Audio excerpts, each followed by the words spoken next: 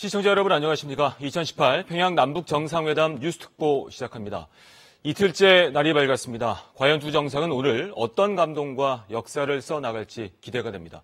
어제 보신 것처럼 올해만 3번의 만남을 통해서 두 정상은 친밀한 모습을 보였는데요. 이러한 스킨십이 실질적이고 구체적인 결과로 이어지길 기대해 봅니다. 오늘 오전에는 두 번째 정상회담이 예정돼 있고요. 두 정상의 회담 결과 발표 가능성도 높아 보입니다. 먼저 어제 첫날 일정 정리해 보겠습니다. 남북 정상은 예술 공연 관람과 환영 만찬으로 첫날 일정을 마무리했습니다. 한반도 평화 번영을 위해서 힘을 합쳐 난관을 극복하자고 남북 정상은 재차 강조했습니다. 첫 소식 조태현 기자입니다. 남북 정상이 나란히 공식 환영 만찬이 열리는 목난관에 입장합니다. 과거 김대중 노무현 대통령의 방북 때도 환영 만찬이 열렸던 곳입니다. 문재인 대통령은 한반도의 항구적 평화와 번영을 위한 큰 그림을 그려가겠다며 비핵화와 긴장 완화를 강조했습니다. 남과 북 사이의 군사적 긴장과 전쟁의 공포를 완전히 해소하는 방안을 진지하게 논의하겠습니다. 북한 김정은 위원장은 비핵화를 언급하진 않으면서도 이제는 멈출 수 없는 화해와 번영의 새 시대에 접어들었다고 밝혔습니다. 북과 남이 서로 손을 맞잡고 뜻과 마음을 합쳐 좌고우면하지 말고 앞으로 나아갈 때 길은 열릴 것이며 이번 정상회담에서 판문점 선언을 계승 발전시키기 위해 허심탄회하게 논의하겠다고 말했습니다.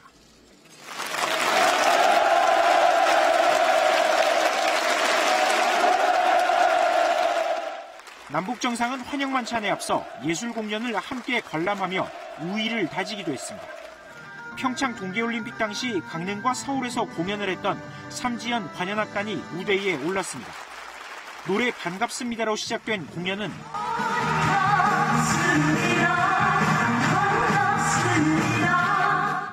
남자는 배, 여자는 항구와 같은 남측 노래로 이어졌습니다.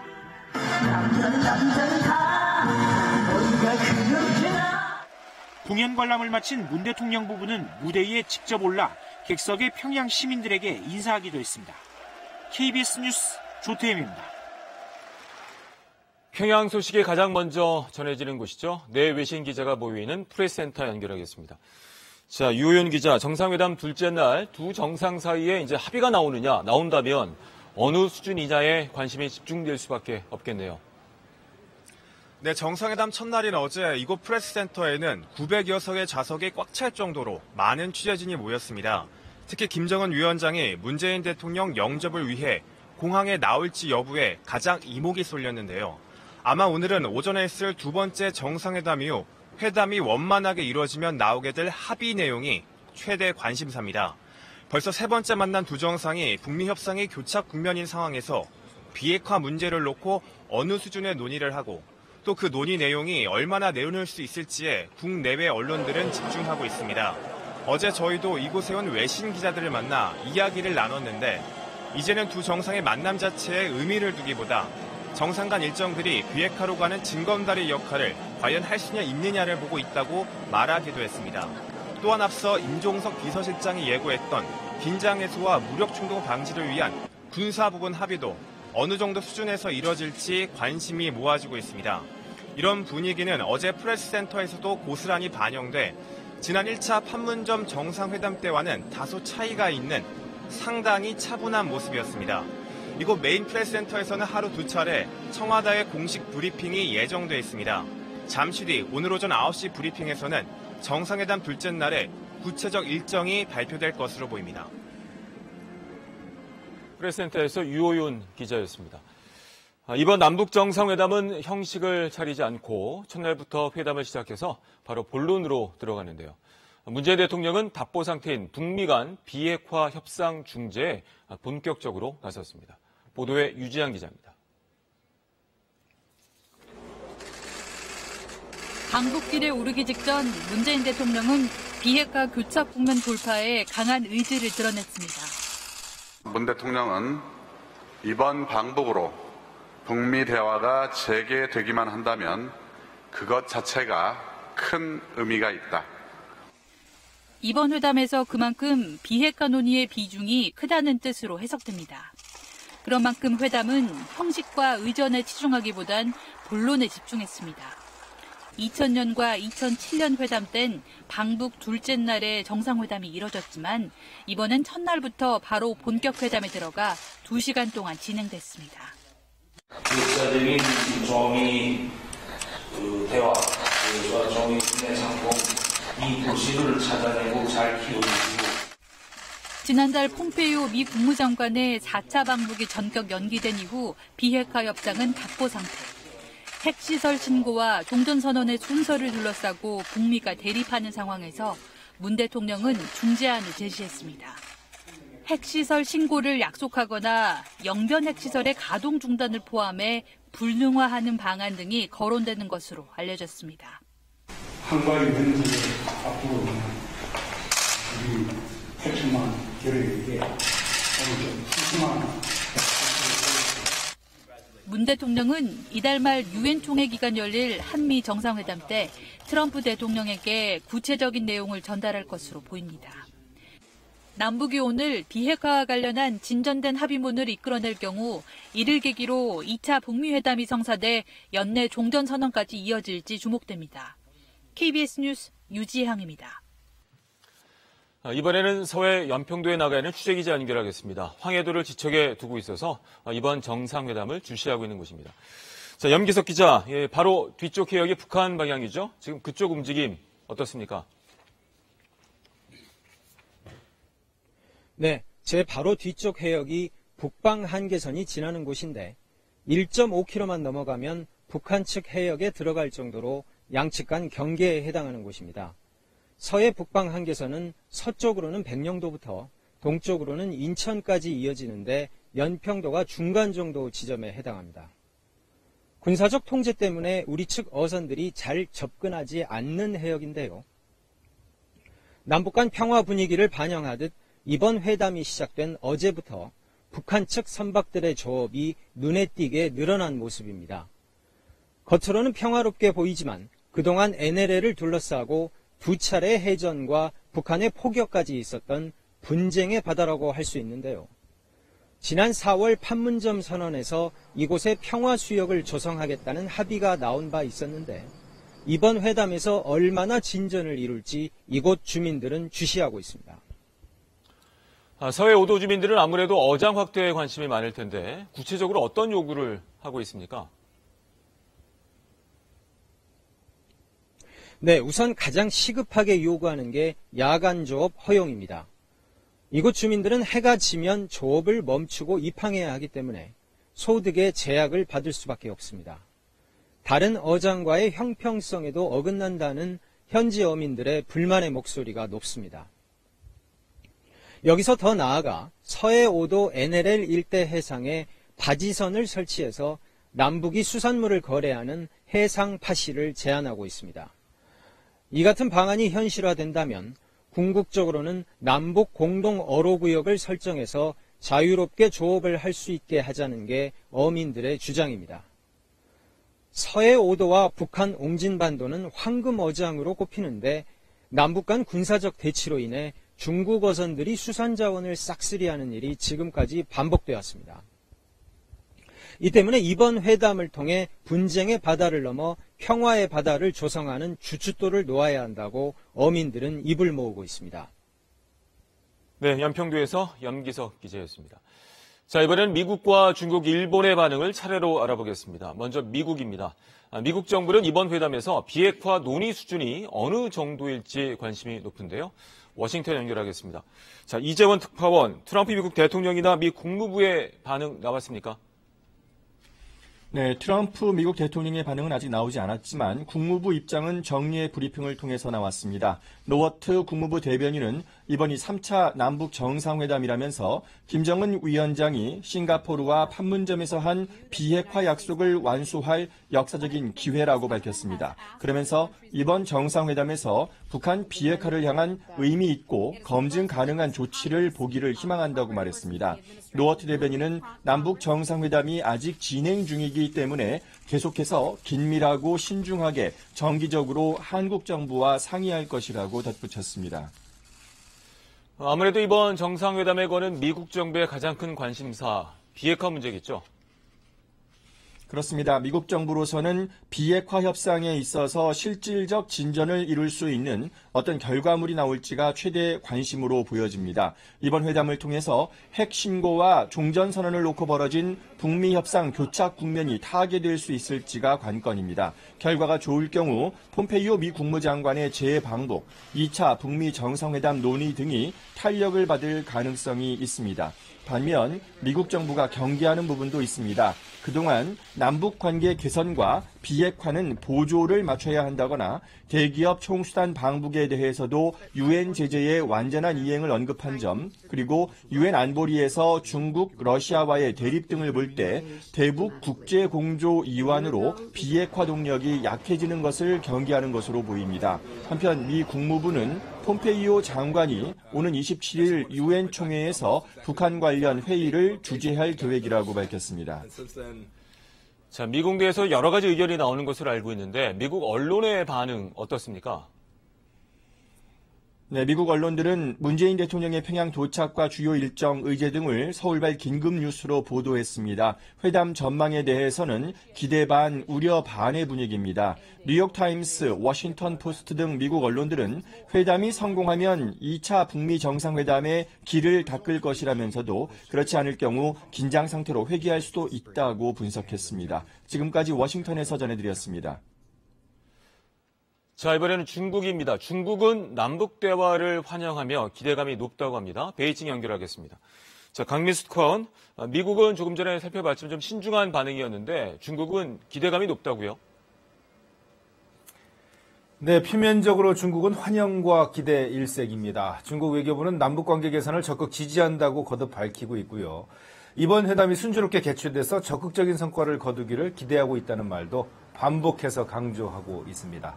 경상 대변인은 특히 이번 만남을 통해 한반도 비핵화와 한반도 문제의 정치적 해결을 추진할 수 있을 것으로 믿는다라고 말했습니다. 하지만 속내까지 낙관적이지만은 않은 것 같습니다. 관영 매체들도 관련 소식을 비중 있게 전하고는 있지만 논조는 비교적 신중합니다. 종전선언부터 요구하는 북한과 핵시설 명단부터 내놓으라는 미국 사이에서 문 대통령이 어떻게 중재할지가 관심이라면서도 현재 북미 간 신뢰가 부족해서 이번 남북회담을 통해 북미 간 협상의 경색 국면까지 타개할 수 있을지는 두고 봐야 한다는 신중론이 지배적입니다.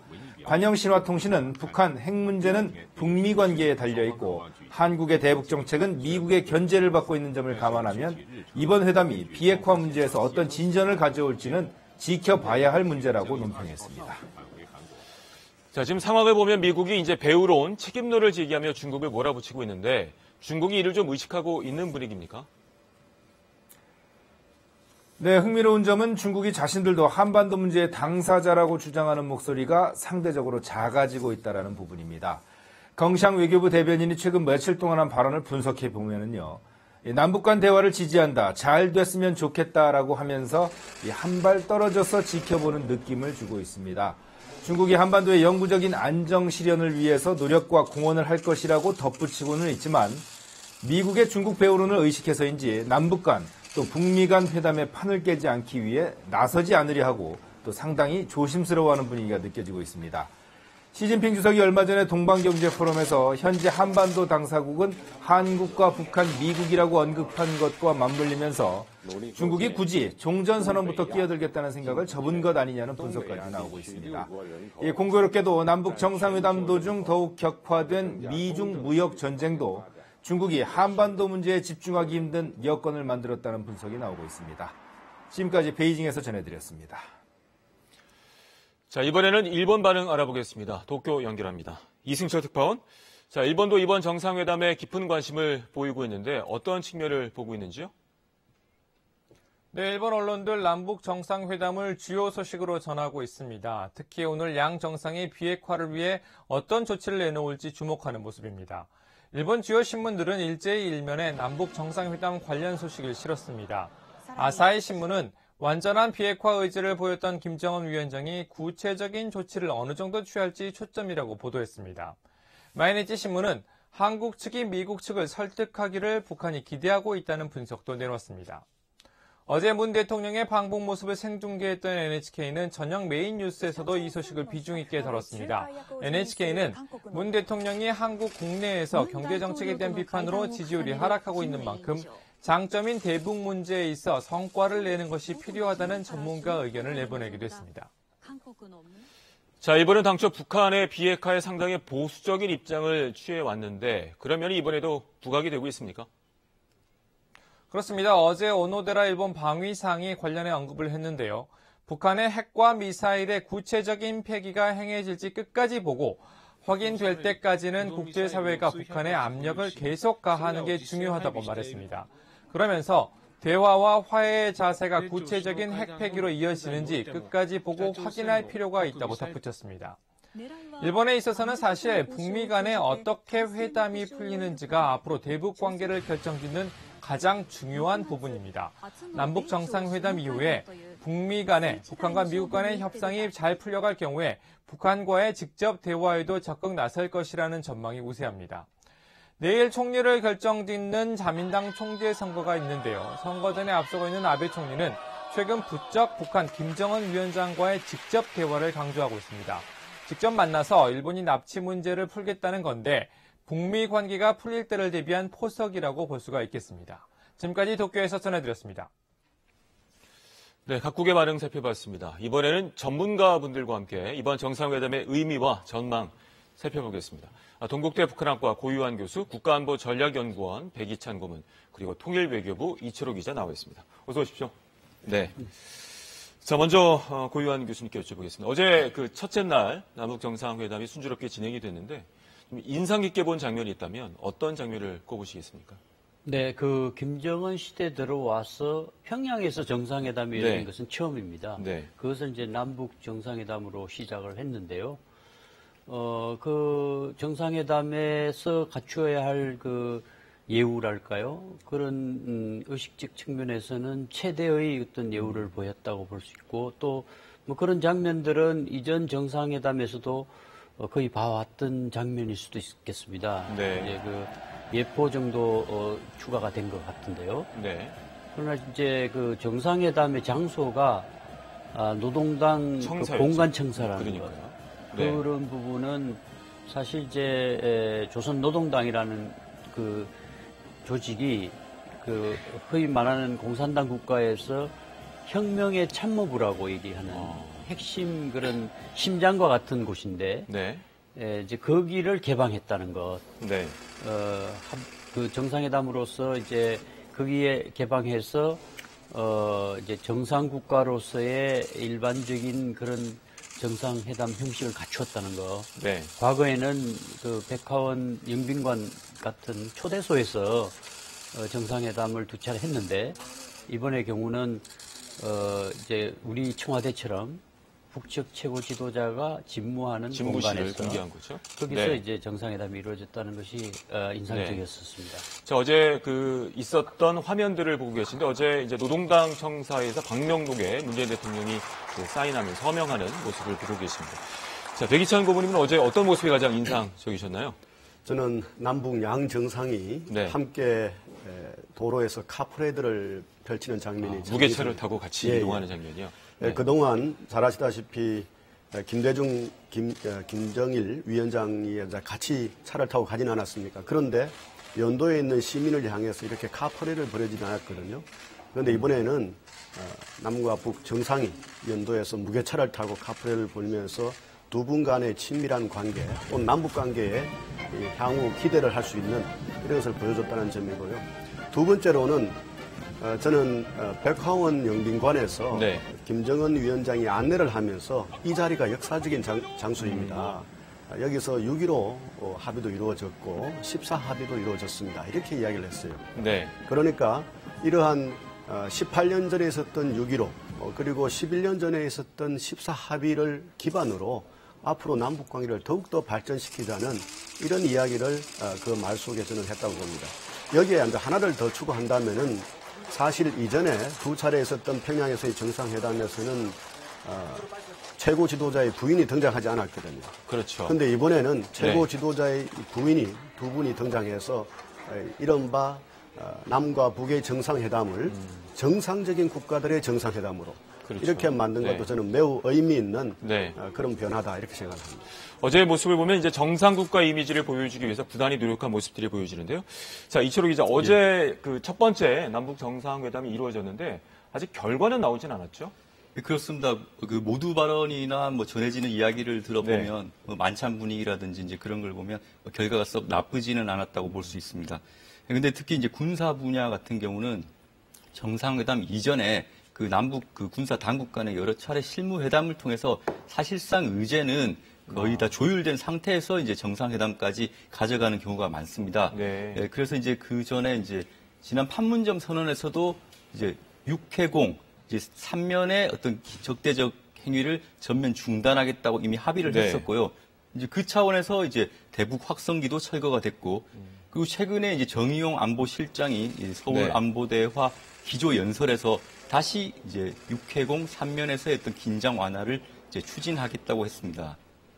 네, 그래서 이제 그 크게 이 세 가지 분야의 어떤 그 긴장 완화 의제가 있는지를 이제 좀 살펴볼 수가 있을 텐데요. 네. 이제 일단 우선 간략하게 설명을 드리면 이제 지상 부분에서는 이제 DMZ 이제 비무장지대에서 GP를 철수하거나 또 이제 JSA 공동 경비구역에서의 어떤 무장 수준을 이제 완화한다든지 그리고 네. 이제 그걸 연계해서 이제 남북 간의 그 유해 발굴을 이제 같이 한다든가 또 지뢰 제거를 같이 한다든가 이제 그런 안건들이 네. 지금 논의가 되고 있고요. 이제 그 하늘 이제 그 동중 부분에서는 이제 비행 금지 구역이라는 게 있습니다. 이제 군사 분계선을 기준으로 남과 북이 각각 8km까지는 네. 접근을 못하도록 하는 거죠. 이제 우발적인 충돌을 네. 막기 위해서 이런 비행 금지 구역을 이제 설정을 해놨는데 이걸 지금 더 넓히는 이제 문제가 이제 좀 안건으로 논의가 되고 있습니다. 그리고 이제 마지막으로 이제 그 해상 분야인데요. 이 부분이 지금 가장 이제 교착 상태를 보이고 있는 부분입니다.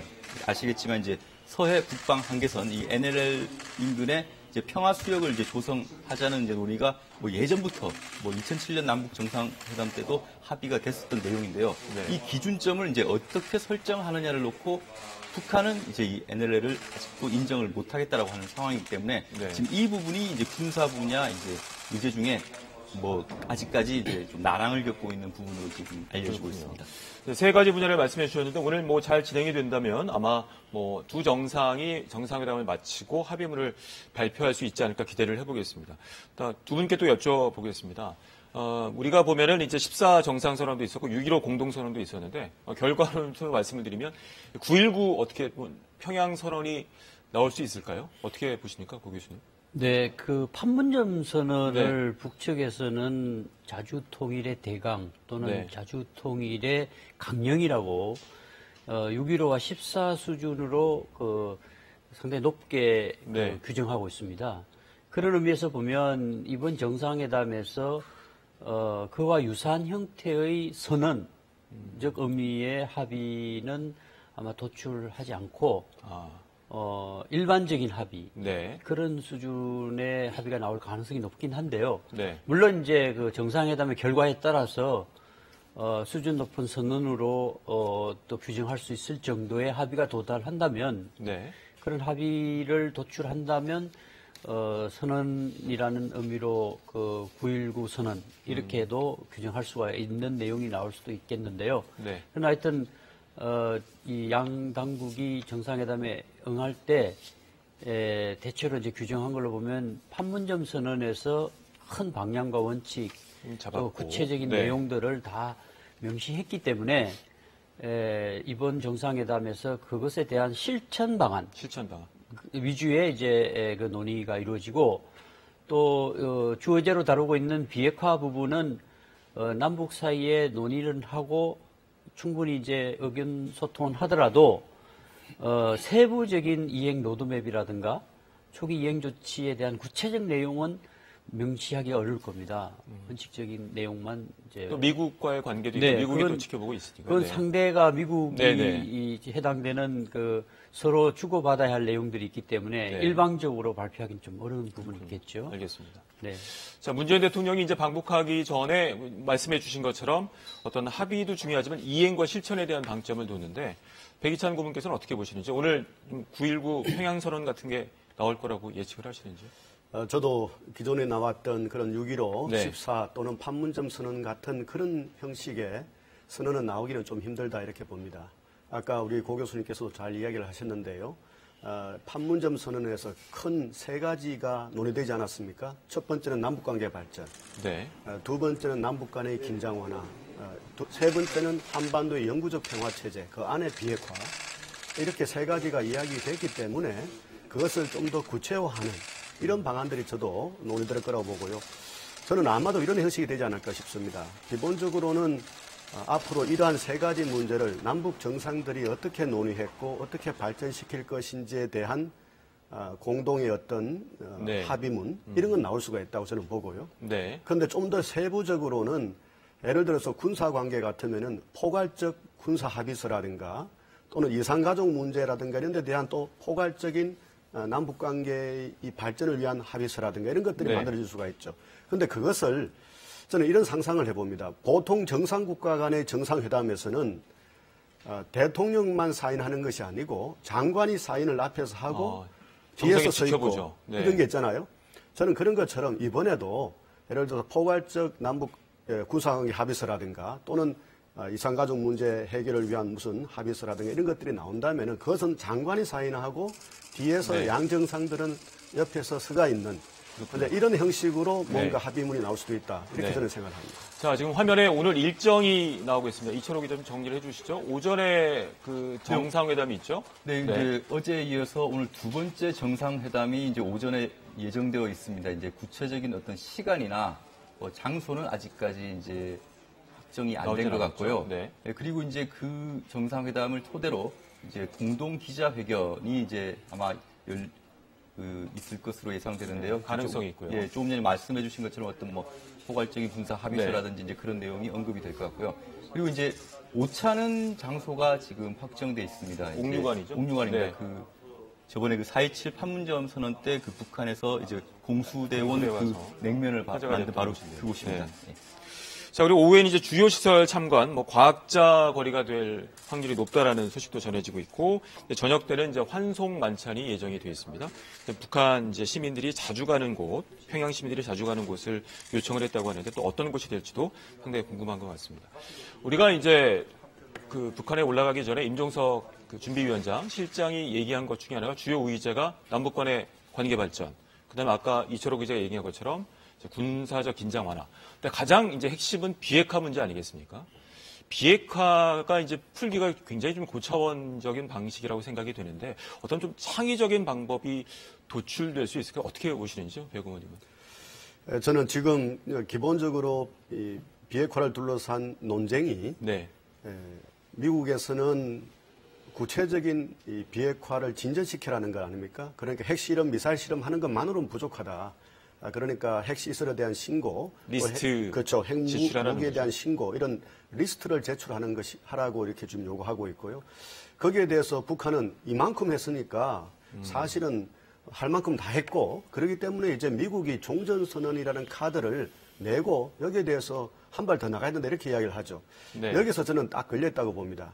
사실은 북한은 종전선언이라는 것은 정치적 선언이고 그것이 한미동맹이라든가 주한미군과 아무 관계없다고 이렇게 이야기를 하지 않았습니까? 김정은 위원장도 그렇게 이야기를 했고요. 그리고 또 한편으로는 미국에서는 그동안 했던 이러한 비핵화 조치로는 종전선언이라는 그 가치에 해당하지 않는다고 보는 거예요. 네. 저는 이것을 맞추는 작업이 우리 한국 정부의 역할이고 문 대통령의 역할이다 이렇게 봅니다. 그러니까 종전선언이라는 것에 합당한 이 북한의 좀 더 구체적인 비핵화 조치가 이번에 논의될 수밖에 없는 이런 상황이 아닌가 이렇게 생각하고요. 그 방법 중에 하나로 생각하는 것이 북한의 영변에 있는 핵시설 그리고 예를 들어서 한 발 더 나간다면 미사일 공장 네. 이런 부분들을 가동을 중단하고 폐쇄하는 폐쇄하는 이런 조치들이 만일 이번에서 이야기된다면은 그때는 실질적인 비핵화 조치로 미국이 인식하고 종전선언을 위해서 한 발 더 나갈 수 있는 이런 여건이 조성될 수 있지 않을까 이렇게 생각을 합니다.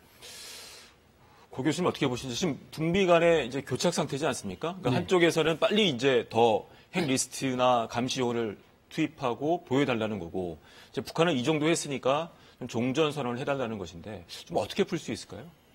6.12 북미 정상회담 이후 그 이전에는 이제 서로 그 선행동 선순환, 그러니까 합의 없이 각각 일방적으로 선행동 조치를 취했습니다. 그건 이제 신뢰를 쌓기 위한 한 방법으로서 북한이 핵미사일 실험 중단과 풍계리 핵실험장 폐기 이런 이제 선행 조치를 취했고 6.12 그 북미 정상회담에서 미국도 한미 군사연습 중단 조치라고 하는 그 행동 조치를 취했습니다.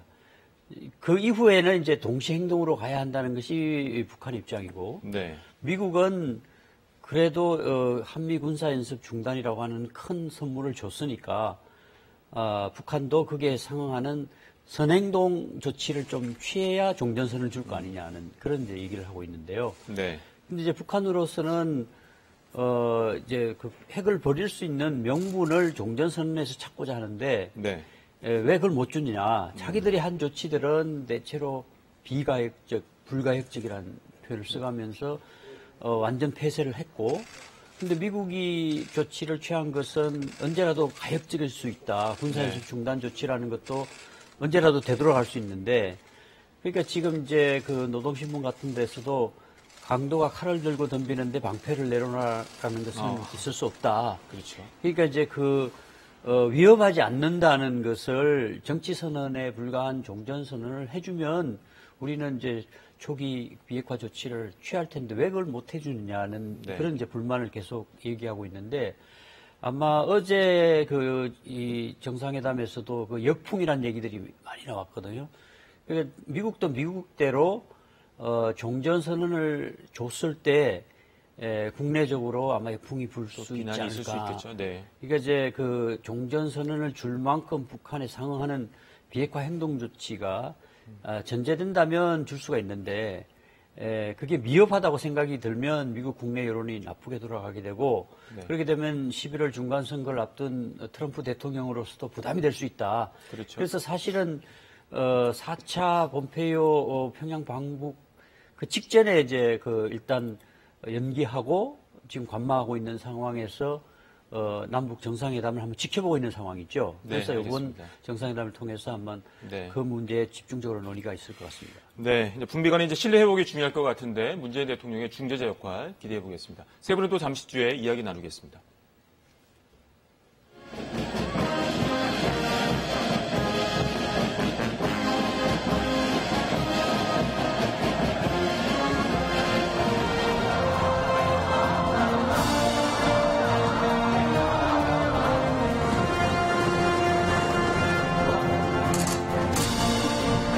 빠른 걸음으로 정발을 해야 되겠구나 하는 그런 생각이 됐습니다.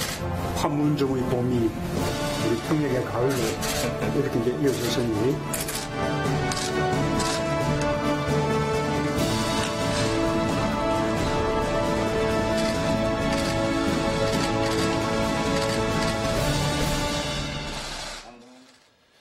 남과 북의 정상은 어제 노동당 본부청사에서 각각 2명씩의 배석자와 함께 회담을 가졌는데요. 회담 전에 모두 발언 내용 들어보시겠습니다. 오늘 올해와 벌써 이게 세 차례나 이렇게 대통령을 만났는데 오늘 이달이 이거 오전에 내가 받았던 감정에 대해서 말씀드린다면 정말 우리가 달라지구나. 올해 성과는 문재인 대통령께서 그런 능력을 많이 하셔서 북과 남 사이에 적인 변화를 만드시고 역사적인 조미 대화, 조미의 상품 이 도시를 찾아내고 잘 키워주시고 이렇게 노력해 주신 결과 조미의 성공이라는 역사적인 부분이 먼저 우리 김정은 위원장 그리고 평양 지지에서 이 회담 일행을 특별히 따뜻하게 하시고 물레방 동포를 보여주신 데 대해서 특히 정말 기대하지 않았던 그런 한국입니다. 판문점의 도움이 생명의 감동이 이어졌습니다. 한편으로는 그 과정에서 우리가 지구를 또 또 앞으로 져야만 그 무게가 얼마나 큰지 절감을 하겠습니다. 오늘도 아주 무거운 책임감으로 우리가 맞았습니다. 한가위 명성을 앞두고 있는 우리 8천만 교회에게 오늘 좀 푸짐한 최고의 한가위 하겠습니다. 네, 다시 한번 내외신 기자가 모이는 프레스센터 연결하도록 하겠습니다. 잠시 뒤에 9시에는 윤영찬 국민소통수석의 오전 브리핑이 있을 것으로 예상이 되는데요. 자, 유효연 기자, 두 정상 사이 합의가 나오느냐, 또 나온다면 어느 수준이냐가 굉장히 중요할 것 같은데 어떻습니까? 네, 정상회담 첫날인 어제 이곳 프레스센터에는 900여 석의 좌석이 꽉 찰 정도로 많은 취재진이 모였습니다. 특히 김정은 위원장이 문재인 대통령 영접을 위해 공항에 나올지 여부에 가장 이목이 쏠렸는데요. 아마 오늘은 오전에 있을 두 번째 정상회담 이후 회담이 원만하게 이루어지면 나오게 될 합의 내용이 최대 관심사입니다. 벌써 세 번째나 만난 두 정상이 북미 협상이 교착 국면인 상황에서 비핵화 문제를 놓고 어느 수준의 논의를 하고 또 그 논의 내용을 얼마나 내놓을 수 있을지에 국내의 언론들은 집중하고 있습니다. 어제 저희도 이곳에 온 외신 기자들을 만나 이야기를 나눴는데 이제는 두 정상의 만남 자체에 의미를 두기보다 정상 간 일정들이 비핵화로 가는 징검다리 역할을 과연 할 수 있느냐를 보고 있다고 말하기도 했습니다. 또한 앞서 임종석 비서실장이 예고했던 긴장 해소와 무력 충돌 방지를 위한 군사 부분 합의도 어느 정도 수준에서 이뤄질지 관심이 모아지고 있습니다. 이런 분위기는 어제 프레스센터에서도 고스란히 반영돼 지난 1차 판문점 정상회담 때와는 다소 차이가 있는 상당히 차분한 모습이었습니다. 이곳 메인 프레스센터에는 하루 두 차례 청와대의 공식 브리핑이 예정돼 있습니다. 잠시 뒤 오늘 오전 9시 브리핑에서는 정상회담 둘째 날의 구체적 일정이 발표될 것으로 보입니다. 네, 프레스센터에서 유효연 기자였습니다. 2박 3일 일정의 하이라이트는 역시 이틀째인 오늘입니다. 오늘 두 정상은 두 번째 정상회담을 한 뒤에 옥류관에서 오찬을 함께하는데요. 미리 보는 오늘 일정 김경진 기자가 설명해드립니다.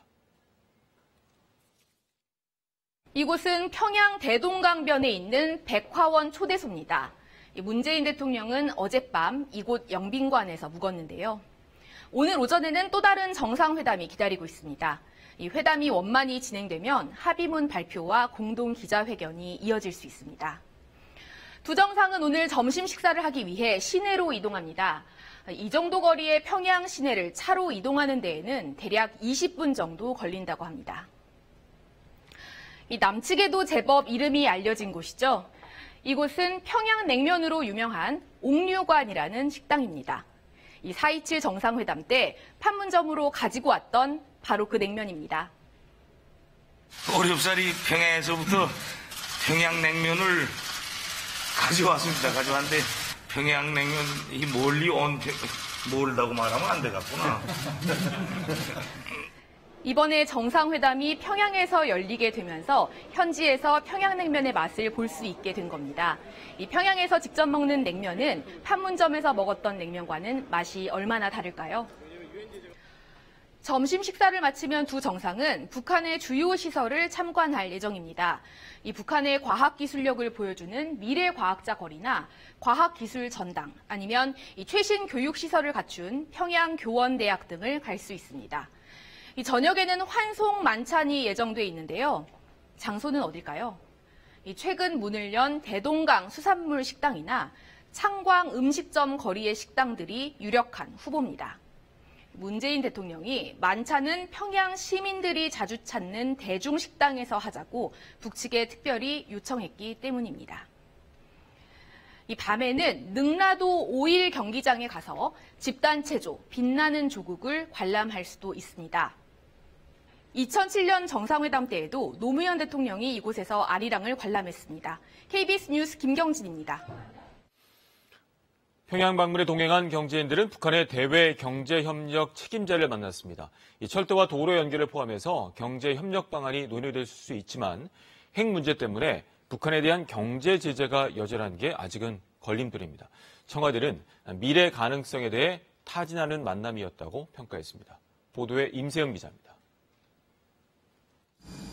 삼성전자 이재용 부회장도,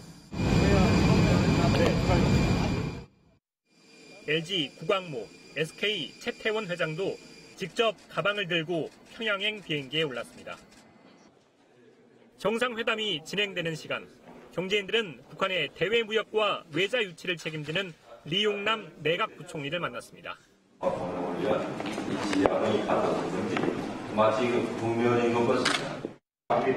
이렇게 와가지고 평양역 건너편 세류진 건물에 과학 중시, 인재 중시라고 합니다. 리 부총리는 북한의 경제 상황을 설명하고 4월 판문점 선언에서 합의했던 철도, 도로 연결과 산림산업 같은 경협 방안도 얘기됐을 수 있습니다. 다만 북한 핵 문제로 국제사회의 제재가 여전한 상황에서 이렇다 할 결과물을 당장에 내놓기는 어려운 상황입니다. 현실적으로 당장 가능한 영역보다는 미래 가능성에 대한 타진이 있지 않을까 이렇게 예측을 합니다. 핵 문제 때문에 당장은 경제 협력을 약속하긴 어렵지만 반대로 비핵화에 진전이 있을 경우 경제 협력으로 이어질 수 있다는 메시지이기도 합니다. 핵심 경제인들을 대동하고 간 것은 비핵화 관련된 전략적 결단을 좀 더 이렇게 자극할 수 있는 그런 중요한 요소다. 청와대는 경제인들의 방북은 북측이 요청한 게 아니라고 했지만 북한 관계자는 이재용 부회장을 만나선 자신들이 꼭 오시라고 남측에 말씀드렸다고 말했습니다. KBS 뉴스 임세호입니다. 두 정상의 만남 못지않게 남북 퍼스트레이디의 내조 외교도 눈길을 끌었습니다. 정상회담이 진행되는 동안 김정숙 여사는 리설주 여사와 함께 음악종합대학과 아동병원을 방문하며 회담 성과를 더하기 위한 친교의 시간을 가졌습니다. 손소영 기자입니다. 지난 4월 남북 정상회담에서 첫 만남을 가졌던 김정숙 여사와 리설주 여사. 당시 문재인 대통령은 두 사람의 공통분모인 음악을 화제로 꺼냈습니다. 두 분이 전공적 지사기 때문에 앞으로 남북 간의 문화예술 그런 것을 가야 되는 그리고 4달여 만에 무대를 평양으로 바꿔 남북 퍼스트레이디가 다시 만났습니다. 평양 만남에서도 두 여성의 첫 공식 일정은 공통분모인 음악이었습니다. 공연을 함께 관람하고 때론 귓속말을 주고받으며 은연중에 친밀함을 드러내는가 하면 회담에 대한 기대감도 드러냈습니다. 김정숙 여사는 풍성하게 열린 가을 과일처럼 이번 정상회담에서도 좋은 결실이 맺혀지면 좋겠다고 말했고 리설주 여사는 지금 하고 있는 회담이 정말 잘 됐으면 좋겠다고 화답했습니다. 음악대학 방문에 앞서 두 사람은 어머니라는 또 다른 공감대를 형성할 수 있는 아동병원도 방문했습니다. 남북 정상에게 많은 부분, 여러 가지 이야기를 같이 나눌 수 있는 그런 소재를 만들어줄 수 있다는 점에서도 상당히 친근한 그런 남북 관계를 만드는 그런 윤활 역할을 할 수 있다고 봅니다. 특히 리설주 여사의 적극적인 행사 참여는 북한이 국제사회의 정상국가로의 모습을 각인시키려는 행보로도 풀이되고 있습니다. KBS 뉴스 손서영입니다. 남북 정상 부부를 제외하고 정상회담 생중계 화면에서 자주 비칠 인물이 바로 김여정 제1부부장입니다. 경호부터 의전까지 회담 전반을 챙기는 것은 물론 정상회담 배석자로 이름을 올리며 그야말로 존재감을 과시했습니다. 김영은 기자입니다. 문재인 대통령 부부의 평양 도착 직전 검은 투피스 정장에 작은 핸드백을 든 김여정 부부장이 서둘러 활주로를 걸어갑니다. 시계를 보면서 발걸음이 분주해지고 인민군 의장대의 도열을 살핀 뒤 환영 인파 쪽을 챙기며 마지막까지 행사를 점검합니다. 문 대통령 부부를 기다리면서도 스마트폰을 틈틈이 확인하며 긴장의 끈을 놓지 못합니다. 공군 1호기 도착에 맞춰 김정은 위원장 부부가 공항에서 모습을 드러내자 김 부부장은 멀찌감치 쫓아갑니다. 문 대통령 부부를 환한 미소로 맞이하고 의장대 사열을 위해 단상에 오른 문 대통령이 서 있는 방향을 혼동하자 재빨리 단상으로 뛰어가 자리를 잡아주고 물러납니다.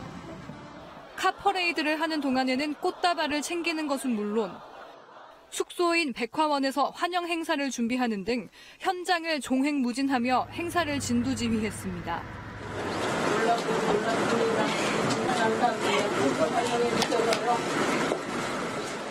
김 부부장은 정상회담에서도 김영철 당 대남 담당 부위원장과 함께 배석했습니다. 당 선전선동부 제1부부장이라는 공식 직함을 넘어 김 위원장의 국정 전반을 보좌하고 있는 실세로서의 면모를 가감없이 보여줬다는 평가입니다. KBS 뉴스 김영은입니다. 지난 판문점 4.27 정상회담에서 김정은 위원장이 남북 사이의 거리를 언급하며 멀다고 하면 안 되겠구나라고 한 발언이 화제였죠. 이번에도 김 위원장 특유의 직선적이고 솔직한 화법이 눈길을 끌었습니다. 허유진 기자입니다. 백화원 영빈관에서 양 정상 부부의 환담이 마무리되는 순간 김정은 위원장이 북측 관계자들과 취재진을 발견합니다. 우리 연출부장은 아까 왜 여기까지 들어? 문 대통령 부부가 여장을 풀고 정상회담 전 잠시 쉴 수 있도록 배려한 겁니다. 김 위원장은 또 최고급 시설 가운데 하나인 백화원 영빈관도 낮췄습니다. 대통령께서는 세상 많은 나라 이렇게 돌아보시는데 발전된 나라들에 비하면 우리들하는 게 초라하죠. 지난 5월 판문점 북측 지역에서 열렸던 깜짝 정상회담 때 손님 맞이가 미흡했다고 했습니다. 지난번에 5월달에 문재인 대통령께서 우리 판문점 우리 북 지역에 오셨을 때는 너무나 그 장소와 환경이 그래서 제대로 된 영접을 해드리지 못해서 그리고 또 식사 한 끼도 대접해드리지 못하고 늘 이렇게 가슴에 걸리고. 김 위원장의 성의 표시에 문 대통령도 화답했습니다.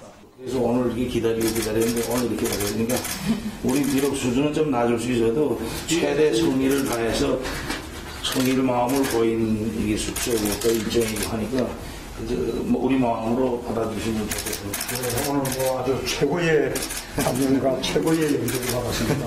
다시 한번 감사합니다. 양 정상의 솔직하고 허심탄회한 화법이 이번 정상회담에서 어떤 결과를 이끌어낼지 주목됩니다. KBS 뉴스 허유진입니다. 이번 정상회담에서는 군사 의제도 중점적으로 다뤄진 것으로 보이는데요. 그중에서도 서해 NLL 인근 평화수역 설정 문제는 쉽지 않은 난제였던 만큼 정상 간에 어떤 합의가 이루어질지 관심이 모아지고 있습니다. 서해 NLL 관련 논란과 쟁점을 김기화 기자가 짚어봤습니다.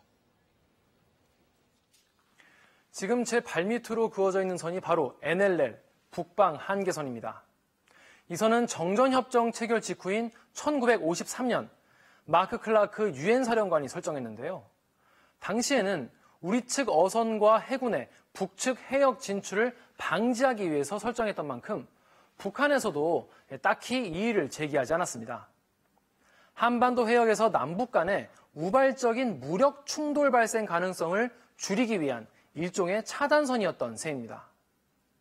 당시에 국제적으로 통용되던 영해기준 3L을 적용했는데 서해 5개 도서와 북한 황해도 지역의 중간선 기준으로 북방 한계선이 그어졌습니다.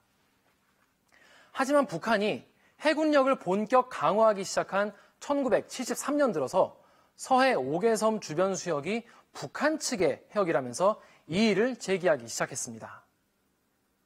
특히 이 지역은 이 꽃게 등 해산물이 많이 잡히기 때문에 중국과 북한의 어선이 평소에도 종종 넘어와서 우리 해경으로부터 제지를 당하는 곳이기도 하죠. 그러다 보니 물리적 충돌이 빚어지기도 했습니다. 특히 1999년과 2002년에는 1, 2차 연평 해전이 발발했고 2010년에는 천안함 피격과 연평도 포격 사건까지 발발하면서 이곳은 그야말로 서해의 화약고라고 불려왔습니다. 이 때문에 이곳을 평화수역으로 만들자 이런 노력이 계속 이어져 왔는데요. 2007년 10월 당시 노무현 대통령과 김정일 국방위원장은 정상회담을 통해 평화수역 조성에 합의를 했지만 이를 실무적으로 논의하기 위한 장성급 회담에서 결국 결렬되고 말았습니다. NLL에 대한 남북의 인식 차이 때문이었는데요. 남측은 서해 평화수역을 NLL 주변을 기준으로 조성하자 이렇게 주장했는데 북측은 자신들이 설정한 서해 경비개선과 NLL 사이에 있는 수역으로 지정하자 이렇게 맞서는 바람에 합의에 이르지 못했습니다. 이번 남북 정상회담에서는 과연 타결점을 찾을 수 있을까요? 지난 13일 정상회담에 앞선 군사실무회담에서 남북이 이와 관련한 논의를 진행한 바 있죠. 평화수역 조성의 준비 단계로 함정 출입과 해상 사격을 제한하는 완충지대를 만들자 이런 방안이 논의가 됐는데 또다시 기준선을 어디로 정할 것인가 이 논의는 두 정상 간의 테이블로 넘겨진 상태입니다. 4.27 판문점 선언에도 명시된 서해 NLL 일대 평화수역 조성 문제가 과연 이번 남북 정상회담에서 결론이 날지 주목되는 이유입니다. KBS 뉴스 김기아입니다. 네, 남북 갈등이 있을 때마다 군사적 긴장이 높았던 것이죠. 다시 한번 서해 연평도에 나가는 취재기자 연결하겠습니다. 자, 염기석 기자, 바로 뒤쪽 해역이 이제 북한 방향인데 지금 그쪽 움직임 어떻습니까? 네, 제 바로 뒤쪽 해역이 북방 한계선이 지나는 곳인데 1.5km만 넘어가면 북한 측 해역에 들어갈 정도로 양측 간 경계에 해당하는 곳입니다. 서해 북방 한계선은 서쪽으로는 백령도부터 동쪽으로는 인천까지 이어지는데 연평도가 중간 정도 지점에 해당합니다. 군사적 통제 때문에 우리 측 어선들이 잘 접근하지 않는 해역인데요. 남북 간 평화 분위기를 반영하듯 이번 남북 정상회담이 시작된 어제부터 북한 측 선박들의 조업이 눈에 띄게 늘어난 모습입니다. 겉으로는 평화롭게 보이지만 그동안 NLL을 둘러싸고 두 차례의 해전과 북한의 포격까지 있었던 분쟁의 바다라고 할 수 있는데요. 지난 4월 판문점 선언에서 이곳에 평화수역을 조성하겠다는 합의가 나온 바 있었는데 이번 회담에서 얼마나 진전을 이룰지 이곳 주민들은 주시하고 있습니다. 네, 연평도 상황 알아봤습니다. 다시 한번 전문가분들과 함께 이야기 나눠보도록 하겠습니다. 자, 이철우 기자, 먼저 오늘 일정을 좀 간략하게 좀 브리핑을 해주시죠. 네, 잠시 뒤 오전 9시에 청와대 윤영찬 수석이 아마 그 오늘 일정을 자세하게 브리핑을 할 예정인데요. 제가 이제 예상하기로는 오늘 오전에 이제 두 번째 정상회담이 이제 예정된 것으로 알고 있습니다. 네. 정확한 시간이나 장소는 아직 파악되지 않고 있고요. 그리고 나서 이제 공동 기자회견을 지금 하지 않을까 지금 추정을 하고 있는데요. 네. 이 자리에서 어떤 뭐 합의문이나 또는 뭐 포괄적인 군사 합의서 이런 게 발표가 될 수도 있고요. 이어서 이제 오찬을 하게 되는데 오찬 장소는 이제 옥류관으로 결정이 됐습니다. 네. 그 지난 4월 판문점 그 회담 때 그 공수된 그 평양냉면을 바로 만든 곳이죠. 네. 네. 그 다음에는 이제 그 평양 시내 이제 주요 시설을 참관하게 되는데요. 네. 대통령뿐만 아니라 어떤 공식 수행원, 그 특별 수행원들도 아마 함께 그 참관에 이제 동행할 것으로 예상되고 있습니다. 네. 그리고 이제 환송 만찬이 예정돼 있는데요. 이 환송 만찬 장소는 아직까지 이제 공개되지 않고 있습니다. 네. 다만 이제 추정을 하고 수 있는 거는 이제 문재인 대통령이 이제 만찬은 평양 시민들이 평소에 자주 찾는 대중식당에서 하자고 이제 요청을 했기 때문에 아마 그런 장소 중에 결정되지 않을까 예상되고 있습니다. 알겠습니다. 자, 백이찬 고문님, 이 두 정상이 세 번째 만남인데 저는 인상 깊게 본 게 이제 포옹하는 게 어색하지 않더라고요. 네. 이런 스킨십 같은 것도 굉장히 중요하겠죠. 어떻게 보십니까? 네, 그렇습니다. 이번에 세 번째 만남이라는 것이 저는 이번 정상회담의 진전을 예측할 수 있는 매우 중요한 포인트라고 생각합니다. 네. 김대중 대통령, 노무현 대통령 모두 5년 동안 한 번밖에 못했거든요. 그런데 이번에 5개월에 3번을 하는 이런 역사가 벌어져서 저는 양 정상 간의 신뢰가 형성되었고 또 지금 해결해야 될 현안이 워낙 많기 때문에 저는 이번에 정상회담의 결과를 낙관할 수 있지 않을까 이렇게 저는 생각합니다. 네. 고유한 교수님, 아까도 저희가 언급을 했습니다만 이제 비핵화 문제의 좀 창의적인 접근 방법들, 그러니까 양쪽에 좀 신뢰를 할 수 있도록 중재자 역할이 참 중요할 것 같은데요. 어떤 방안들이 나올 수 있을까요? 네, 그 판문점 선언과 또 6.12 북미 공동성명에서 비핵화 관련한 그 나열이 있죠. 네. 우선 이제 체제 안전 보장과 관련해서 평화 체제 구축이라는 항이 있고 그 밑에 완전한 비핵화라는 부분이 있는데요. 네. 근데 이제 그 두 개가 서로 맞물려 있는 문제인데 북한에서는 그것을 이제 균형적 이행을 강조를 했었고 단계적 동시행동 원칙에 따라서 이게 해결돼야 된다고 했는데 거기에 대한 이제 균형적 이행이라는 부분에서 서로 오해가 좀 생겼던 것 같고 또 신뢰가 부족한 관계로 해서 이 그 선행동을 자꾸 요구하면서 이게 지금 꼬였지 않습니까? 네. 그래서 이번 경우는 우리가 이제 그 북미 사이의 갈등에 대한 어떤 창의적인 중재안을 내고 타협안을 내서 양측을 설득해서 조만간 비핵 평화 프로세스가 다시 가동될 수 있도록 네. 하기 위한 그런 노력의 작업이 이루어지고 있다고 봐야겠습니다. 백이천 고문님, 어제도 뭐 언급이 됐습니다만 그러니까 김정은 위원장이 이제 북한과 미국 간의 대화도 문재인 대통령이 중지한 거다라고 얘기를 하지 않았습니까?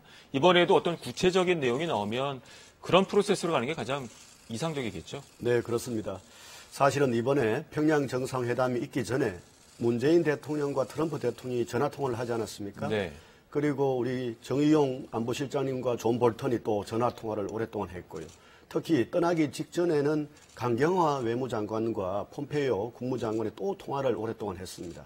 이것은 이번 정상회담에서 북한에 미국의 의사, 미국의 의지, 미국의 그리고 원하는 어떤 것들을 전달하는 이런 어떤 것을 미리 충분하게 미국과 조율했다고 저는 생각을 합니다. 네. 따라서 이걸 가지고 이번에 두 차례에 걸친 남북 간의 정상회담에서 충분하게 이야기해서 저는 일정 정도의 진전을 이루어내리라고 이렇게 생각을 합니다. 네.